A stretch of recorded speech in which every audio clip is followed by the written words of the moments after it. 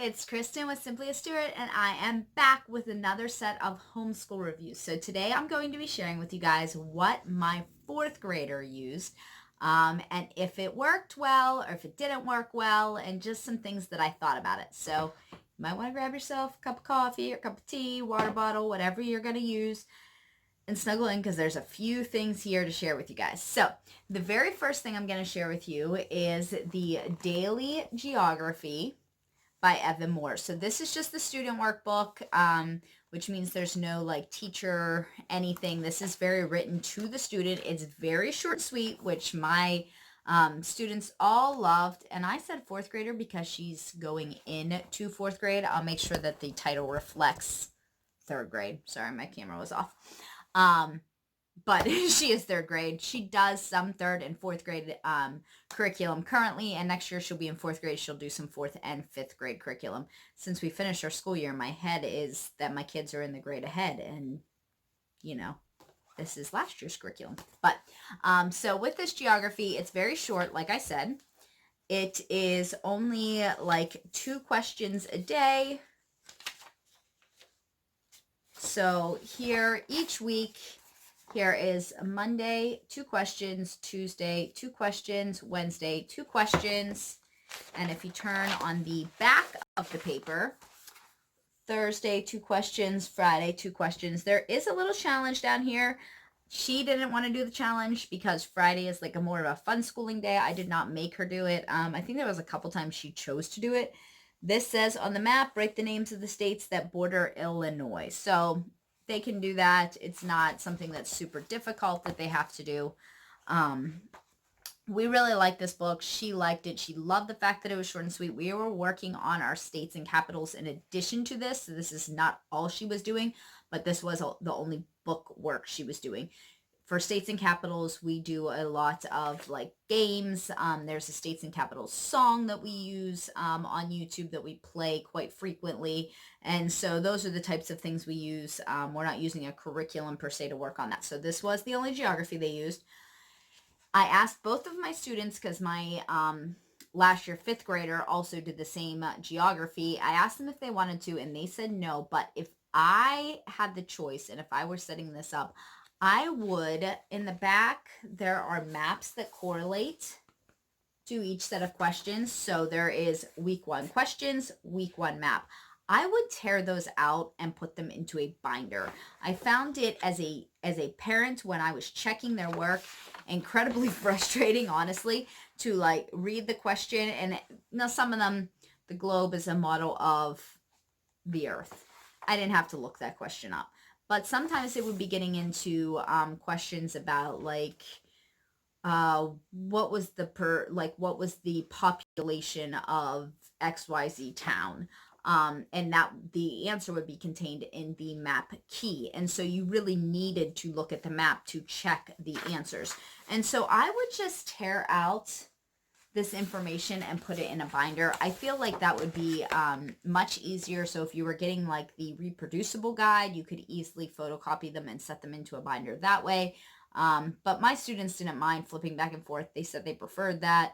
So I just made them use 2 bookmarks so it was a little bit easier to find. But that was the only thing I did not like about this. And it would have been easily solved, like I said, by using like a binder system. So my kids just didn't want another binder. They like to pick up their box that has their workbooks in it and go do their schoolwork wherever. My student also did Horizons Math this year. I love Horizons Math. So everyone but my oldest student uses Horizons. My oldest struggles in math, and so if you've seen my 5th grade review, you know what else we use. But the rest of my students use Horizons, and it's probably because I love it more than that because they even love it, but they do like it. It is very colorful, as you can see, which I appreciate, especially as you get older. I feel like older students, when you get kindergarten curriculum, I feel like things are colorful. Sometimes even 1st grade things are still colorful, but as you get into the older grades, I feel like a lot of times they're not as colorful. So I think that's really nice that it remains that way. This is a spiral curriculum, so it's not a mastery curriculum. That, if you're unfamiliar with what that means, it means that while they may work on a new concept today, it's going to keep coming up in the lessons pretty much, throughout the rest of the year. So if they're working on division, they might not master division right away. They're going to work on it quite a bit for a couple days, and then it's going to be in a section as they go and spiral. So here you can see she's still doing subtraction that is quite long. That is something that she learned to do last year, and it's still reoccurring in her book just to make sure that she's spiraling through that. I actually prefer that. For my students, I feel like sometimes when they master some of the things that they didn't enjoy, they kind of forget them. They just put them in the back of their brain. They don't need it anymore. So I'm really looking forward to that as we move into 4th grade. We will be using the same curriculum, and I know long division will be coming up, and it'll be good for it to continue coming up because long division is not something you enjoy. So once you get through doing it, you don't want to forget how to do it. So it is a spiral-based curriculum. I do prefer that. This is a Christian-based curriculum also. So just something to note, I don't notice it being overwhelming. So we personally in our home use a lot of faith-based curriculum. That's not a problem for us. If you are a secular family, you might want to check it out a little more in depth. We use Master Books, which incorporates a lot of faith-based material. And so that is more heavy in the faith-based arena. This is not. It is a lot more subtle. So, but like I said, if that's something that doesn't fit your family's needs or wants, you may want to consider that. Then we used the Daily Science. Again, these are just the cheap workbooks written straight to the student. There's no parent or teacher involvement in it unless there's a something that they're not understanding. So she's able to pretty much just work through this.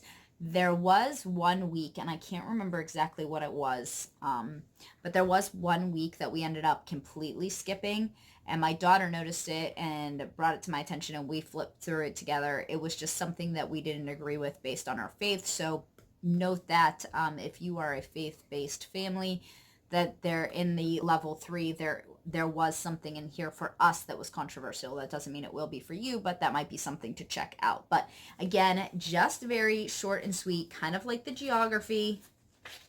Oh, and here it goes.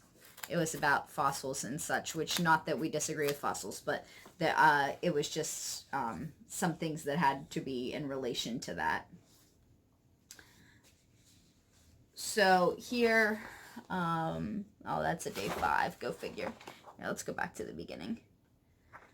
So here we're talking about fruits and vegetables. So the difference of fruits and vegetables, little paragraph, very simple, mark it F for fruit, V for vegetable, true and false statements down here. There is vocabulary as well on the side over here that goes along with their lesson. I've never made my student pull those out and write them, but if you're the kind of parent who likes that, you could always make them have like a vocabulary notebook where they could write the words and definitions.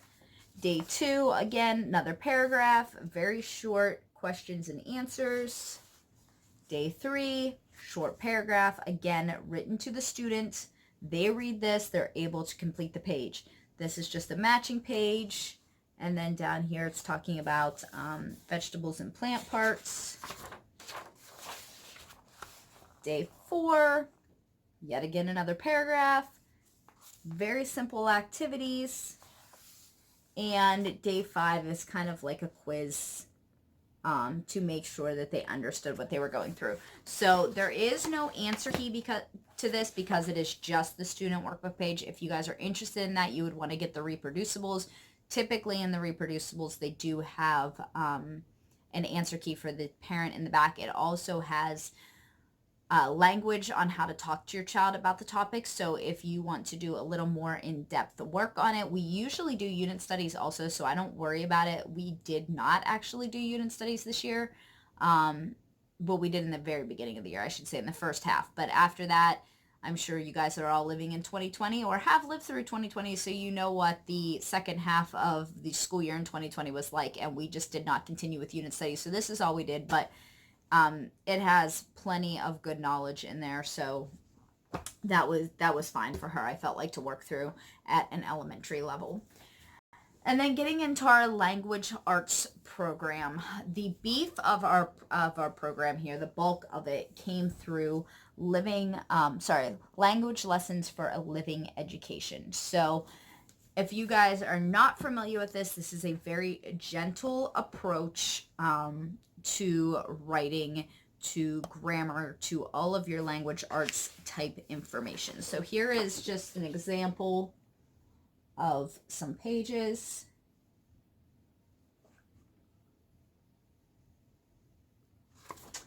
So on each day, day 1 focuses on a short story, special feature, picture study, psalm, or poem. Day 2 and 3 work on grammar rules and strengthening the writing skills. Day 4 is enjoying a short biblical account and narration, sketching, and verse memorization. And day 5 is spelling skills. So this is very, very faith-based. If that is not something that works for you, you would definitely want to reconsider using this. While it is a very gentle approach and great for anybody who my older student uses this specifically because she struggles. My younger student doesn't necessarily, but she really enjoys the program, and that is equally important to me. So it is very faith-based. You just want to be aware of that.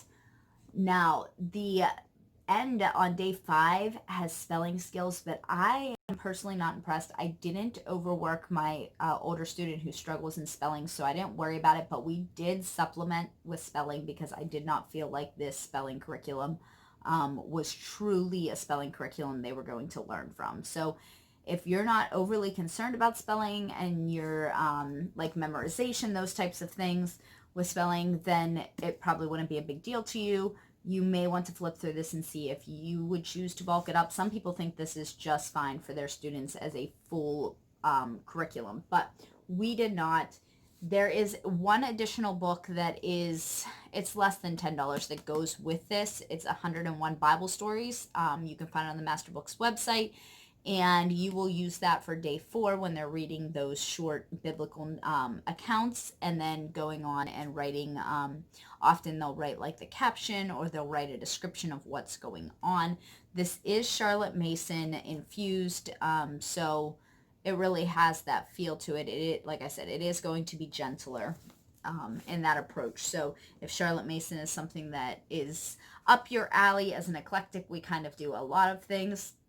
It's nice to have a workbook that is also more Charlotte Mason inspired. So, as I mentioned, I do use another spelling curriculum, and we have chosen to use BJU spelling. She is using grade 4 this year. She's a little bit more advanced in her spelling skills, so next year she will be moving on to day 5, and this is just a very typical spelling curriculum. Something I remember from elementary school myself.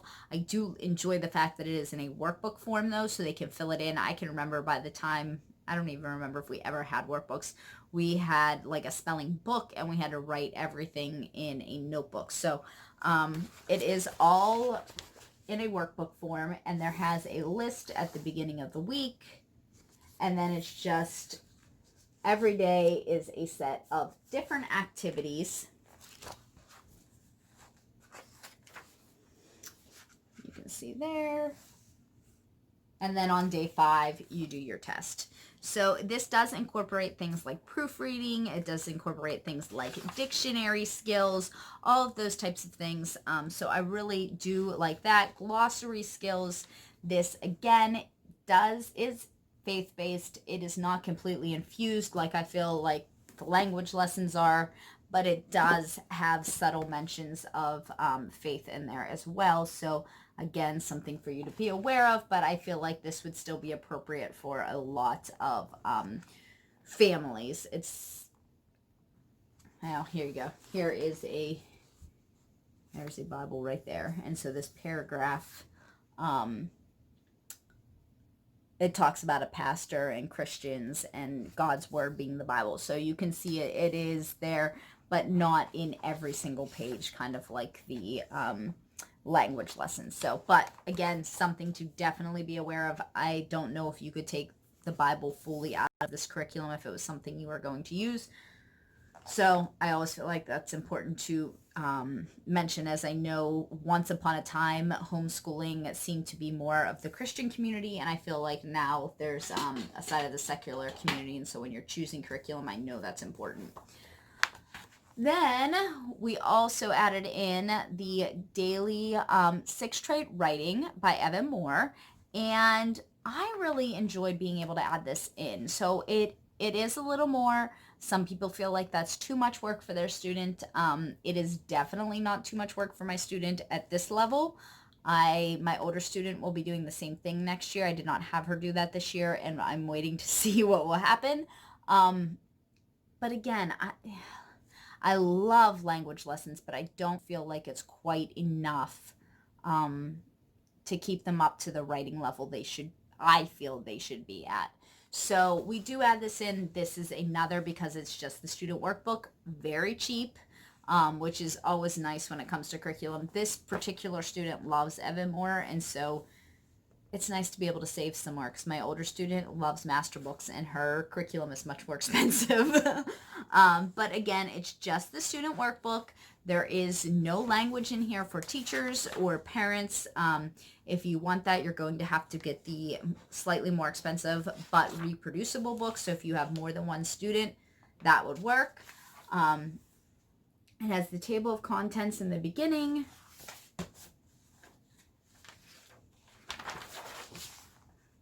See, and it does have 5 different units, but each unit has 5 weeks. So this is essentially about 25 weeks worth of work. So it's not a full school year. Especially when we're around holidays and things like that, we just knock this out completely. We don't do it, and so that's kind of how it stretches out for us the whole year with the language lessons. But we will just do very simple activities on day 1, day 2, day 3. Day 4, they're doing a little more of like idea organization. So they're just starting to work on that using Venn diagrams, using like here the downward arrow, just working on more specifics. And then on day 5, they're going to write just something short and sweet. At this age, they're not writing a whole lot of sentences. You can see my student wrote 3 or 4 sentences. So it's just something to work through. It's a very short workbook. Like I said, every day is just a workbook page up until Friday, which means the activity is very short on Friday. Seems to take the longest as you write like an actual paragraph. So sometimes my student personally would actually do that on Thursday, because their language lessons assignment was very easy. Thursdays were the day where they did read the account in the extra book and just copy like the caption or do some memorization work. So they would sometimes go ahead and write their paragraph on Thursday to make their Friday a little easier. So if you're using both of those together, that's just an idea. And then, which we did like all of those language arts, we will be actually using them all in the upcoming year.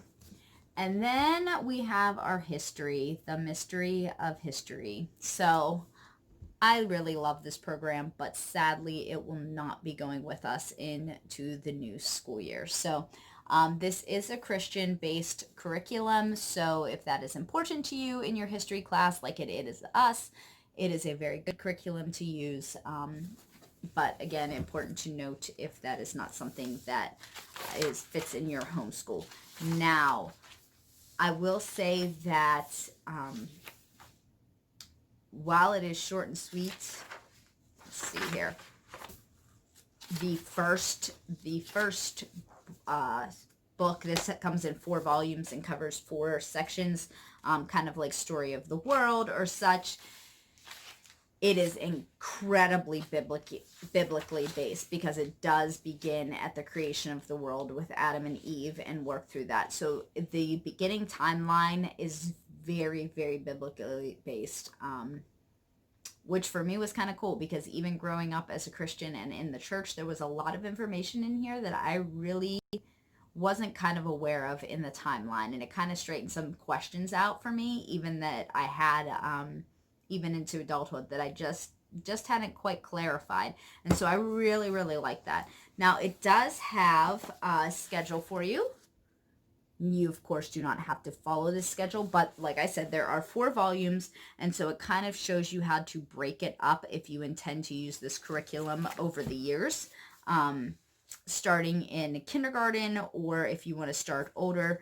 The elementary information is up to 4th grade, and then it does have like middle school and high school. So if your student, depending on what grade your student is in, and it gives lots of information on how to do like timelines and different things. Try and get to the, it does have a grading log.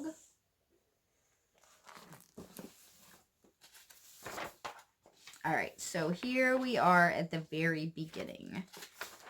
And this is what a lesson looks like. So you're going to read just this brief 1.5 pages of information. And then under each one is going to be activities. Now they divide them up between younger students, middle students, and like high school students. So there are lots of activities. It can easily be used for kids of all ages because my kids span from preschool up until this year was 5th grade. This was really helpful for me. I could give different activities based on their age level. So that's really nice. After 3 lessons that are consecutively like that, it has, let me see if I can find it. Is it 3? Yeah, I always forget. The first 3 don't have one. After 3, after every 3, they have something like a quiz as well. This quiz is not appropriate for like younger grades. You wouldn't want to give this really to kindergartners.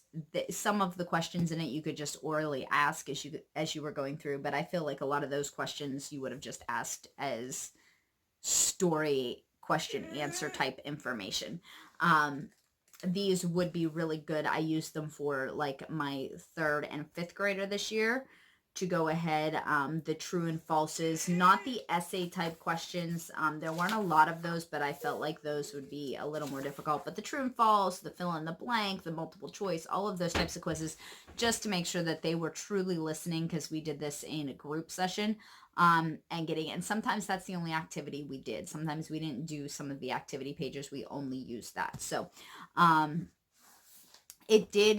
came with the disc. Not all of them come with the disc.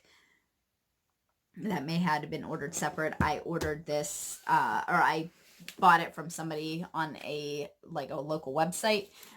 So it did have a disc that I was able to print all of those out, but they are included in here, so you are able to copy all of them if you wish. Like I said, I really did enjoy this program. My youngest, what we found was as we went through, my youngest was struggling with some things. And so my older students were finishing their information at a way different time. And our circle time, which is when we were doing it, really wasn't working out. And so we've chosen to do individual history for next year, simply because it didn't work out timing wise. I'm keeping this book with the intention of perhaps using it again in the future, because I really did find the information in it valuable even as an adult. So I really did like this. I would highly recommend it to anybody. I think that you could definitely stretch it out if you're using it for elementary kids. For high schoolers, there is definitely, you can definitely beef it up with the activities that are offered. You can do a timeline. We chose not to do the timeline, but it does have information on how to create a timeline with it as well. So like I said, lots of ways to use it. I do find it a very good curriculum. So that is everything that I used for my fourth grader this year, or third grader. Again, see, there I go. That's everything that she really used this year. She did some individual reading, and we did a lot of game schooling and those kinds of things, but that was all of her book work. So if you guys like these kinds of videos, give it a thumbs up down there and hit the subscribe button if you are new, and keep an eye out because I will be coming out with our new curriculum for the next school year. Hopefully sooner than later. I have been collecting it. It is growing in a large stack, but I gained an extra student this year, so there's more curriculum to get. So I will see you guys all in the next video then. Bye.